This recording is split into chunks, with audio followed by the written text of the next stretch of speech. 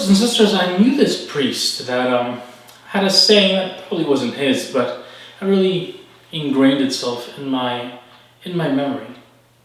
He always said, and to be fair, when I met him, he was already an older man, that no good deed goes unpunished.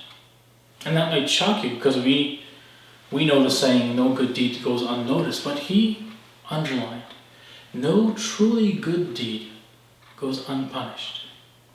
Why?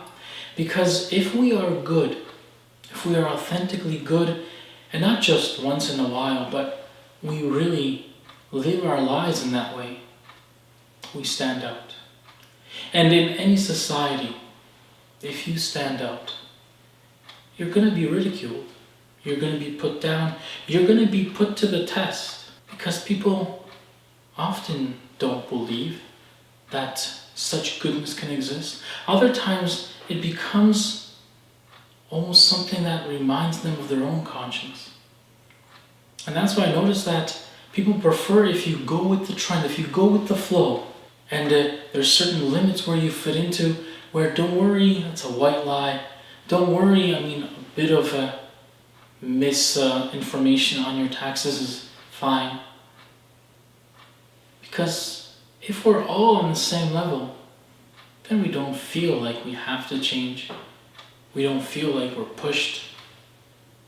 But notice the great saints, the saints of our time, Mother Teresa, Padre Pio, St. John Paul II.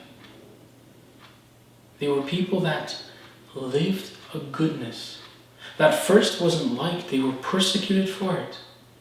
Even the word persecuted here matches very well.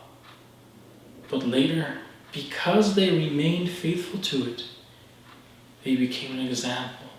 Because the world wants to see goodness and wants to believe that lasting goodness exists. We say that we want to fit into what society gives us. But the truth is, when we do, we feel down, we feel limited. And that's why John Paul II always challenged all Christians, especially young people. You have to go against the current.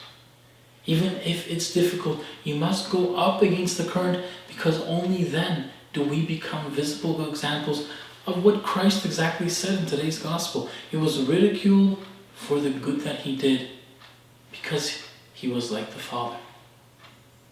We too are to be like the Father, and may we fulfill that each and every day, all the more. Amen. Have a blessed Friday, and God bless.